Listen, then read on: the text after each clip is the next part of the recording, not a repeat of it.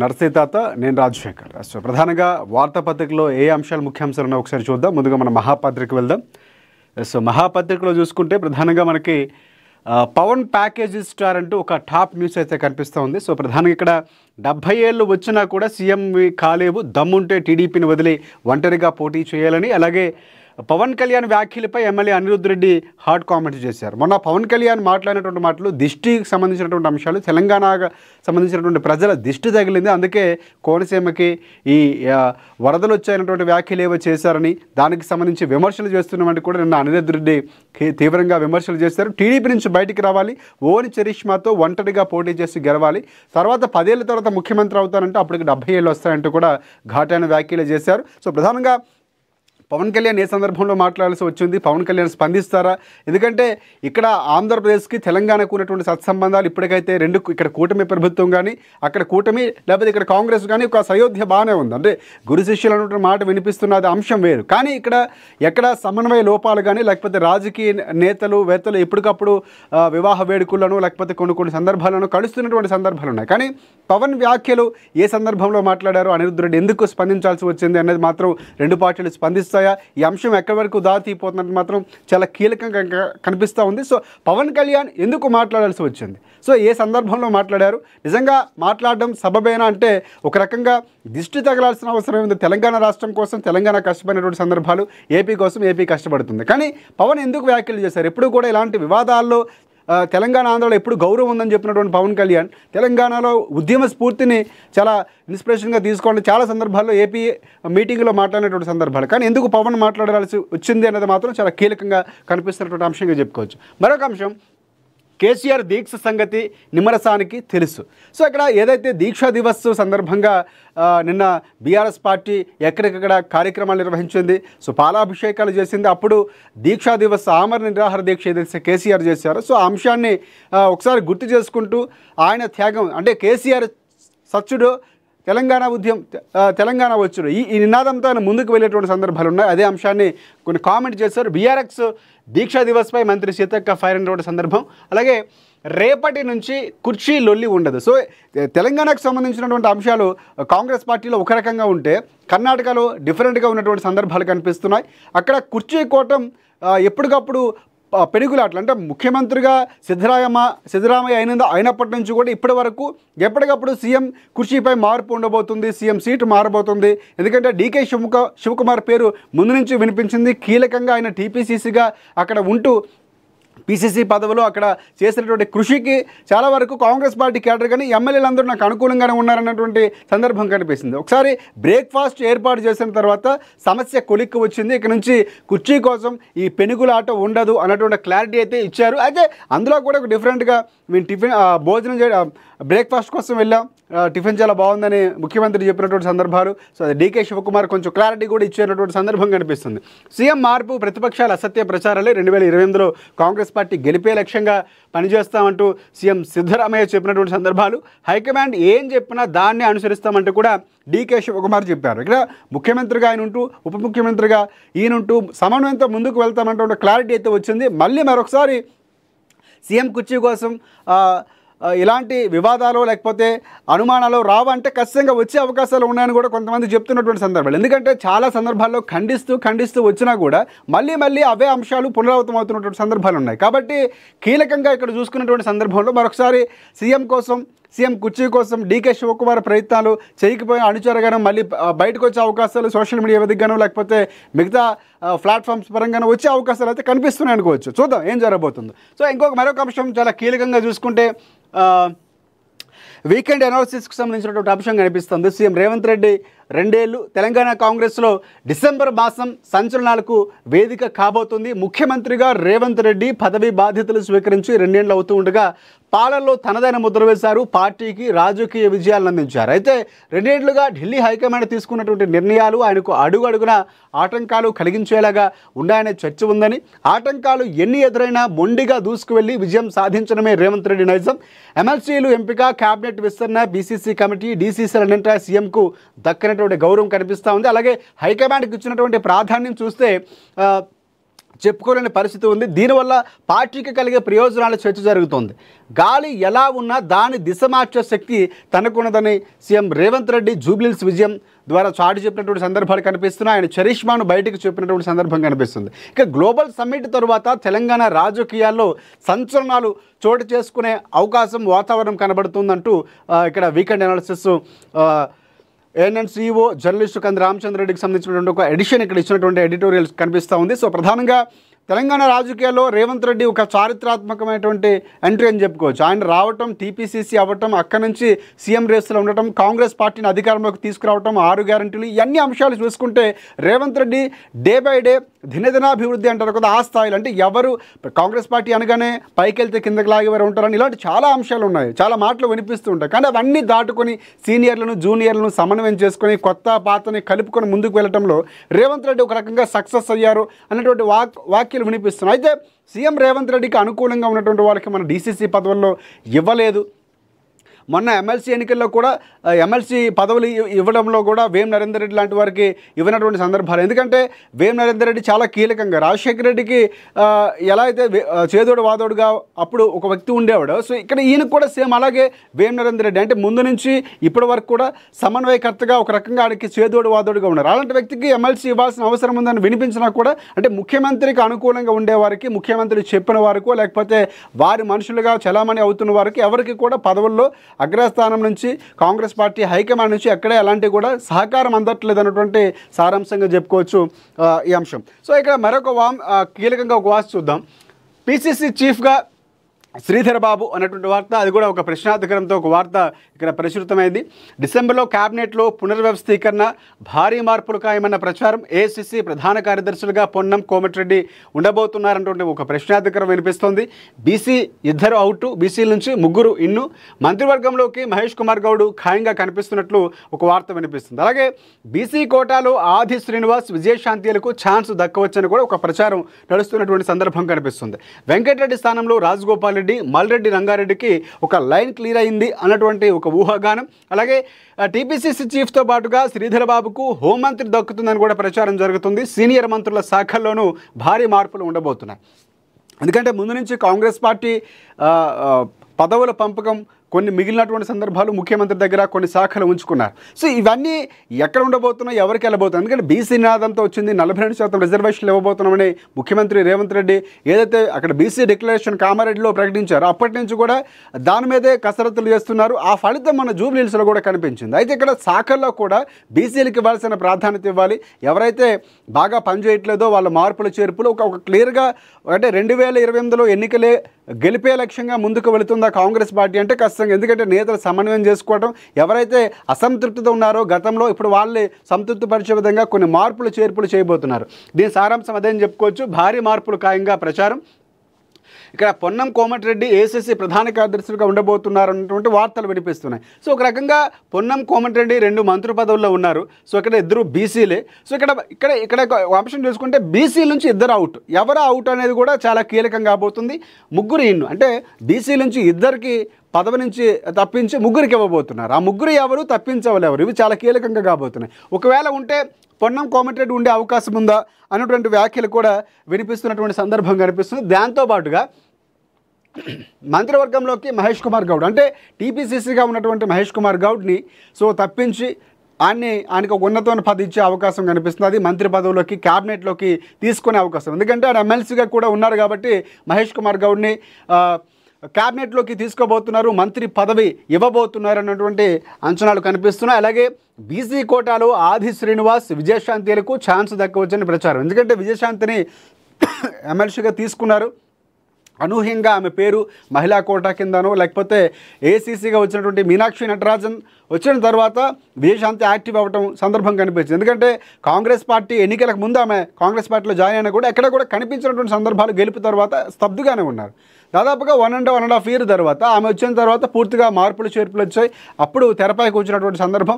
అప్పుడే పదవి మొన్న క్యాబినెట్ విస్తరణలోనే విజయశాంతికి ఛాన్స్ రాబోతుంది, దాదాపుగా ఖాయమైనటువంటి వ్యాఖ్యలు వినిపించాయి. కానీ ఈసారి మరొకసారి పేరు వినిపిస్తుంది, విజయశాంతి పేరు క్యాబినెట్లోకి తీసుకోబోతున్నారు, బీసీ కోటాలో ఒక ఛాన్స్ దక్కబోతుంది ఆది శ్రీనివాస్తో పాటు అన్నటువంటి వ్యాఖ్యలు వినిపిస్తున్నాయి. సో ఇద్దరు ఇక్కడ విజయశాంతికి బీసీ కోటాలో ఆది శ్రీనివాస్కి ఛాన్స్ దక్కవచ్చని ప్రచారం. ఇక వెంకటరెడ్డి స్థానంలో రాజగోపాల్ రెడ్డి అంటే అన్న స్థానంలో తమ్ముడిని రీప్లేస్ చేయబోతున్నారు. ఇది ఒక సమన్వయంతో జరుగుతుందా, లేకపోతే పార్టీ అధిష్టానం నిర్ణయమా, లేకపోతే ముఖ్యమంత్రి, లేకపోతే ఇక్కడ ఉన్నటువంటి సీనియర్ నేతలతో ఒక ఒప్పందం కుదిరిందా అనేది ఒక ప్రచారం చూడాల్సిన అవసరం. అయితే ఇక్కడ ఉన్నటువంటి అంశం ప్రకారం చూసుకుంటే వెంకటరెడ్డి స్థానంలో రాజగోపాల్ రెడ్డి రాబోతున్నారు, మల్రెడ్డి రంగారెడ్డికి లైన్ క్లియర్. సో ఇక్కడ మల్రెడ్డి రంగారెడ్డి ముందు నుంచి కూడా రెడ్డి సామాజిక వర్గానికి సంబంధించినటువంటి వ్యక్తి, ఆయన కూడా పదవి కావాలని చెప్పడం ఇవన్నీ చాలా క్లియర్ కాబోతున్నాయి. ఆయనకి ఇచ్చినటువంటి పదవి వేరే. సో ఇక్కడ ఏదైతే రాజగోపాల్ రెడ్డికి వెంకటరెడ్డి స్థానంలో ఇవ్వబోతున్నారో సామాన్య కుటుంబ సభ్యుల్లో ఇద్దరు ఉండకుండా ఒకరి నుంచి ఇంకోళ్ళకి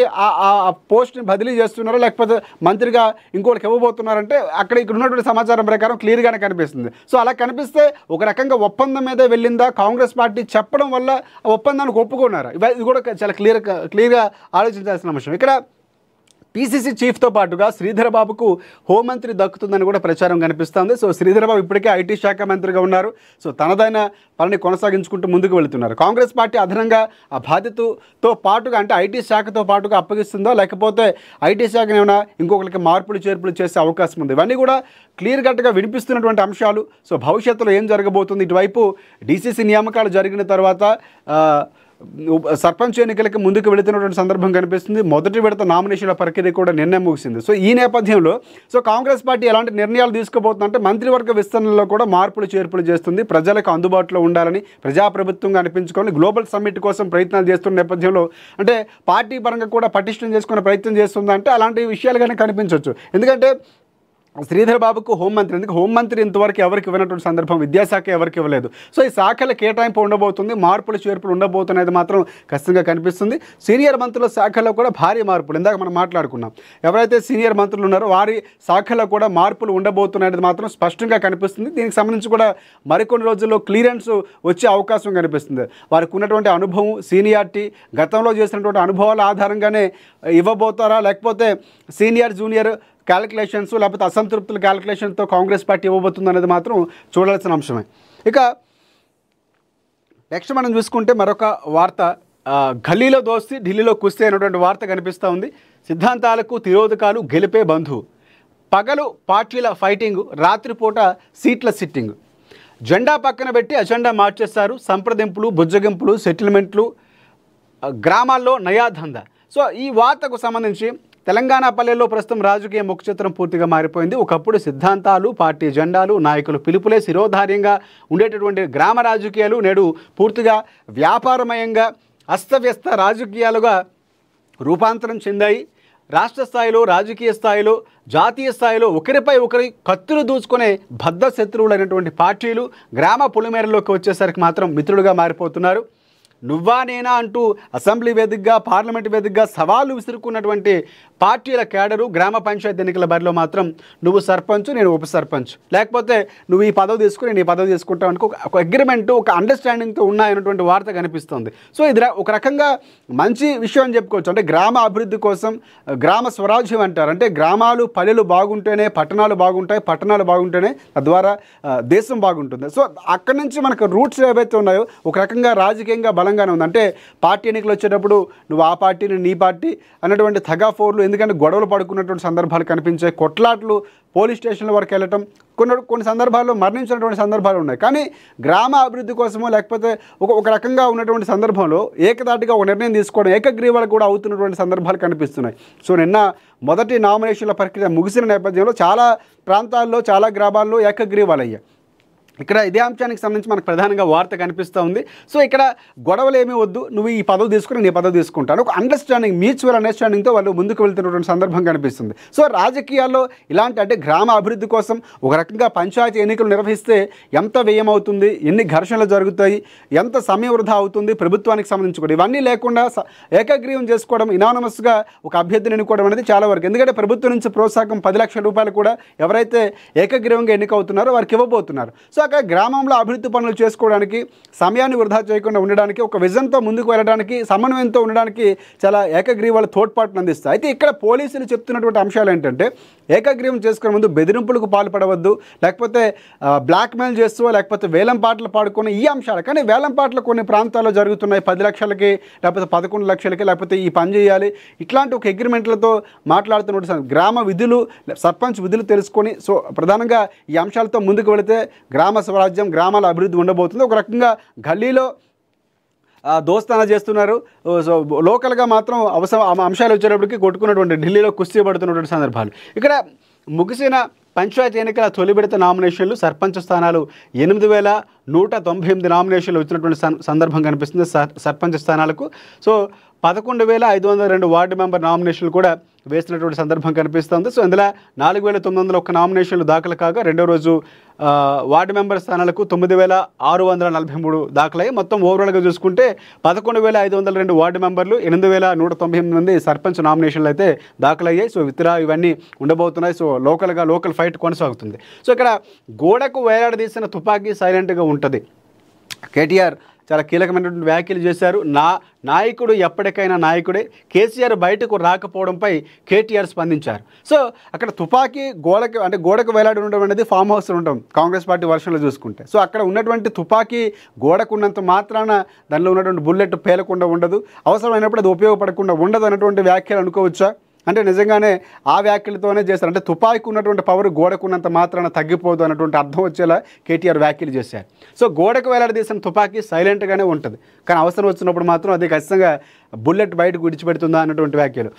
నాయకుడు ఎప్పుడైనా నాయకుడే. కేసీఆర్ బయటకు రాకపోవడంపై కేటీఆర్ స్పందించారు. ప్రధానంగా మాజీ ముఖ్యమంత్రి తమ పార్టీ అధినేత కేసీఆర్ ఫామ్ హౌస్ నుంచి బయటకు రావటం లేదని కాంగ్రెస్ పార్టీ నాయకులు చేసిన విమర్శలపై BRS party working president KTR స్పందించారు. కేసీఆర్ ఏడాదిన్నరగా బయటకు రావటం లేదని అంటున్నారని, గోడకు వేలాడదీసిన తుపాకీ కూడా సైలెంట్గానే ఉంటుందని గుర్తుంచుకోవాలని ఒక హెచ్చరిక జారీ చేశారు. నాయకుడు ఎప్పటికైనా నాయకుడే. పార్టీ మారిన 10 మంది ఎమ్మెల్యేలు రాజీనామా చేసి వస్తే అప్పుడు అసలు విషయం తెలుస్తుందన్నారు. తెలంగాణ తల్లిని అవమానించే ప్రయత్నం కాంగ్రెస్ పార్టీ చేస్తుందని ధ్వజమెత్తారు. తెలంగాణ తల్లిని తీసి కాంగ్రెస్ తల్లిని పెట్టారంటూ ఆగ్రహం వ్యక్తం చేశారు కేటీఆర్. అదే చోట తిరిగి తెలంగాణ తల్లిని పెట్టే బాధ్యత తమదేనన్నారు. అలాగే రాజీవ్ గాంధీ విగ్రహ మార్పు కూడా చేస్తామని కీలక వ్యాఖ్యలు చేశారు. చూద్దాం. అంటే కేసీఆర్ నిన్న దీక్ష దివస్లో బీఆర్ఎస్ పార్టీ నేతలు ఏదైతే కార్యక్రమాలు చేసుకుంటున్నారో, తెలంగాణ సాధించినటువంటి వ్యక్తిగా, కీలక పాత్ర పోషించిన వ్యక్తిగా కేసీఆర్కి ఎంత గౌరవిస్తారు. సో ప్రజలకి ఒక అన్యాయం జరుగుతున్నప్పుడు, లేకపోతే ప్రభుత్వం ఒక దిశలో వెళ్తున్నప్పుడు సలహాలు ఇవ్వాల్సిన బాధ్యత, అవసరం ఖచ్చితంగా ఉంటుందన్నటువంటి ఊహాగానాలు. ఎందుకంటే వివిధ పార్టీలు ఆయన పనిచేశారు. తెలంగాణ రాకముందు రాజకీయంగా ఒక చరిత్ర ఉన్నటువంటి కేసీఆర్ కింద స్థాయి నుంచి కష్టపడి పైకి వచ్చారు. తెలంగాణ సారథిగా అక్కడ తెలంగాణ ఉద్యమంలో కీలక పాత్ర పోషించి తెలంగాణ సాధించిన తర్వాత 2 ఏళ్ల పాటు, అంటే 2 సార్లు దాదాపుగా 10 ఏళ్ల పాటు ముఖ్యమంత్రిగా ఉన్నారు. సో అలాంటి వారి సలహాలు కావాలని పదే ఇప్పుడున్నటువంటి ముఖ్యమంత్రి రేవంత్ రెడ్డి అడగటం, క్యాబినెట్లో ఉన్నటువంటి మంత్రులు కూడా అడిగినటువంటి సందర్భాలు, కానీ బయటికి రావట్లేదు. కానీ మొన్న జూబ్లీహిల్స్ ఎన్నికల్లో ప్రచారంలో పాల్గొంటారు కేసీఆర్ అన్నటువంటి వ్యాఖ్యలు వినిపించాయి. కానీ చివరి దశలో ముందు మీటింగ్ జరుగుతున్నటువంటి సందర్భాల్లో కానీ కేసీఆర్ రాబోతున్నారు. కేసీఆర్తో జరిగిన మీటింగ్లో కూడా ఖచ్చితంగా మా బాస్ రాబోతున్నారు, ఏకపక్షంగానే ఉంటుంది, గెలుస్తామని చెప్పినటువంటి సందర్భాలు బీఆర్ఎస్ నుంచి వినిపించాయి. కానీ ఎందుకనో కేసీఆర్ రాలేదు. మళ్ళీ పాత రాగానే వినిపించుకున్నారు, పాత పాటే పాడి ఆయన ఫామ్ హౌస్కే పరిమితం అయ్యారు. సో ఇవన్నీ కూడా తుపాకీ ఎంత బలంగా ఉన్నా కూడా గోడకే ఉంటే ఉపయోగం ఏంటి అనేది కూడా కాంగ్రెస్ పార్టీ నుంచి వర్షన్ వినిపిస్తుంది. బలమైందే కావచ్చు, శక్తివంతమైందే కావచ్చు, అవసరమైంది, కానీ గోడకు ఉండటం వల్ల ఉపయోగం ఏంటి అన్నటువంటి ప్రశ్నలు వినిపిస్తున్నాయి. సో మళ్ళీ అదే వ్యాఖ్యలు వచ్చేలాగా కేటీఆర్ చేసినటువంటి సందర్భాలు, అంటే ఎప్పుడు అది ఉపయోగపడబోతుంది, ఎప్పుడు దాని యొక్క సామర్థ్యాన్ని చూపించబోతుంది అన్నది కూడా ఒక రకంగా ప్రశ్న అని చెప్పుకోవచ్చు. కానీ అలాంటి ఒక నాయకుడు సలహాలు ఖచ్చితంగా ఉండాలి.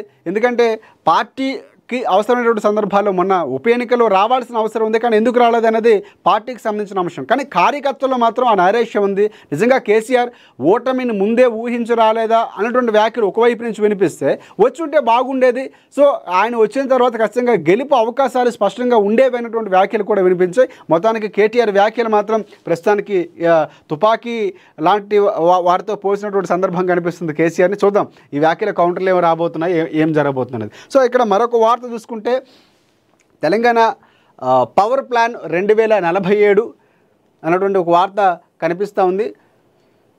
సో ఇక్కడ ఈ అంశం చాలా కీలకంగా కనిపిస్తుంది. విద్యుత్ అవసరాలు తీర్చేందుకు పక్కా ప్రణాళికలు వేస్తున్నాం, విద్యుత్ అవసరాలు పెరిగాయని చెప్పినటువంటి సందర్భం కనిపిస్తుంది. బట్టి 44,000 NW గ్రీన్ ఎనర్జీ, అలాగే $3 ట్రిలియన్ ఆర్థిక లక్ష్యం, రాష్ట్ర అభివృద్ధికి విద్యుత్ కోతలు లేని సరఫరానే పునాదిగా వేస్తున్నాం. ఉత్పత్తి రంగాలు ఆర్థిక వృద్ధి కోసం విద్యుత్ సరఫరాకు ప్రాధాన్యత ఇస్తున్నాం. లాభాపేక్ష లేకుండా చౌక విద్యుత్ కోసం సొంత పెట్టుబడి ఆలోచన అంటూ కూడా భట్టి చెప్పినటువంటి సందర్భం. రాష్ట్ర విద్యుత్ రంగంపై పవర్ పాయింట్ ప్రజెంటేషన్ ఇచ్చారు. ఇక్కడ పవర్ పాయింట్ ప్రజెంటేషన్ రాష్ట్ర అవసరాలకు, భవిష్యత్ అవసరాలకు ఇప్పుడు వినియోగం ఎంత అవుతుంది, గత ప్రభుత్వంలో ఎంత అయింది, ఉమ్మడి రాష్ట్రంలో ఎంత అయింది, సో ఈ క్యాలిక్యులేషన్స్తో ప్రభుత్వం ఎలా ముందుకు వెళ్ళబోతుంది అంటే నాణ్యమైనటువంటి విద్యుత్తును అందిస్తున్నాం, సరఫరా చేస్తున్నామని నిన్న ఉప ముఖ్యమంత్రి భట్టి విక్రమార్క చెప్పినటువంటి సందర్భం కనిపిస్తూ ఉంది. సో నాణ్యత లేని విద్యుత్తును అందించాలి. నిజంగా రైతులకి ఇలా కానీ లేకపోతే గృహ అవసరాలకు కానీ విద్యుత్తు ఖచ్చితంగా అవసరం. సో దానికోసం ఒక నిర్ణయం తీసుకుపోతున్నామని చెప్పి ఉప ముఖ్యమంత్రి చెప్పినటువంటి సందర్భం కనిపిస్తుంది. చావు అంచుల నుంచి వేడుకోలు అన్న ఈ నష్టాలు ఎవరు పోడ్చలేరు, కన్నీటి సాగు, కౌలు రైతు విషాదాంతం, 15 లక్షల అప్పుల్లో కూరుకుపోయినటువంటి యువ రైతు వీరన్న, కౌలు కట్టలేని వాళ్ళను ఆదుకోండి అంటూ రైతులు గుండెకోత, చావుకు ఎదురెళ్ళి రైతులు కష్టాలు ఏకరువు పెట్టినటువంటి నేలకొండపల్లి రైతు. సో ఒక్కొక్కసారి అంటే మనం వార్తల్లో చదవడానికి ఈజీగానే ఉన్నటువంటి వార్తగానే కనిపించినా కూడా ఒక రైతు మానసిక క్షోభ ఏ స్థాయిలో ఉంటుంది అంటే ఎంత నమ్మకం పెట్టుకొని ఎంత పెట్టుబడి పెట్టి ఒక కౌలు రైతు తన భూమి కాదు ఇంకొక రైతు నుంచి తీసుకుంటాడు, అది కూడా కొంత అమౌంట్ కోసం తీసుకొని అగ్రిమెంట్తో తీసుకొని పని చేస్తున్నట్టు మళ్ళీ వేరేగా పెట్టుబడి పెట్టాల్సిన సందర్భం. ఇంత చేస్తున్నా కూడా చివరికి ప్రభుత్వాలు రావాల్సిన సందర్భాల్లో నుంచి వారి సాయం రావట్లేదు. ఒకవైపు ప్రకృతి విలయంలో వారు చిక్కుకుంటున్నారు, కష్టపడిన పంట చేతికి వచ్చే సమయానికో లేకపోతే పంట దశలోనే పూర్తిగా నాశనం అయిపోతుంది. సో ఎవరు ఆదుకుంటారంటే ప్రభుత్వాలు ఆదుకోవాలి. కేవలం నీటి మాటలాగా కనిపిస్తున్నాయి. ఇక్కడ చూసినట్టు సందర్భం దాదాపుగా 15 లక్షల అప్పుల్లో కూరుకుపోయారు. అంటే ఇంతవరకు ఆయన పోరాటం చేశాడు. రైతు లేకపోతే రైతే వెన్నుముక, దేశానికి వెన్నుముక అంటారు. సో అలాంటి రైతును పట్టించుకోవడంలో ప్రభుత్వాలు ప్రయత్నాలు చేస్తూ ఉన్నా కూడా పూర్తి స్థాయిలో సఫలం కాలేదు, ఇంకా వెనకబడే ఉన్నారు. వాళ్ళని ఆదుకోవడం అనేది మాత్రం స్పష్టంగా కనిపిస్తుంది. ఇలాంటి వార్తలు చూసినప్పుడు ఖచ్చితంగా ప్రభుత్వాలు ఆ దిశగా ఒక నిర్ణయాలు తీసుకోవాలి. రైతుకి మొదటి ప్రాధాన్యత ఇవ్వాలి, రైతు తర్వాతే. ఎందుకంటే రైతు ఉంటేనే అన్ని శాఖలు ఉంటాయని మనం స్టేటస్లో పెట్టుకుంటాం, పేపర్లో చదువుతూ ఉంటాం, సినిమాల్లో చూపిస్తూ ఉంటాం, లేకపోతే సోషల్ మీడియాలోనే ఒక కంటెంట్గానే చూస్తాం తప్ప నిజంగా వాస్తవానికి వచ్చేటప్పుడు ఆ స్థాయిలో వారికి న్యాయం జరుగుతుందా, ఆ స్థాయిలో ఆదుకుంటున్నారా, వారికి ఇవ్వాల్సిన ప్రోత్సాహకాలు ఇస్తున్నారా, వెన్నుదన్నుగా ఉంటున్నారా, రైతుల సంఖ్య పెరుగుతుందంటే రైతుల సంఖ్య కూడా, పండించే వారి సంఖ్య కూడా తగ్గుతుంది. సో ఇలాంటి వార్తలు చూసినప్పుడు పండించే రైతు బాధపడతాడు.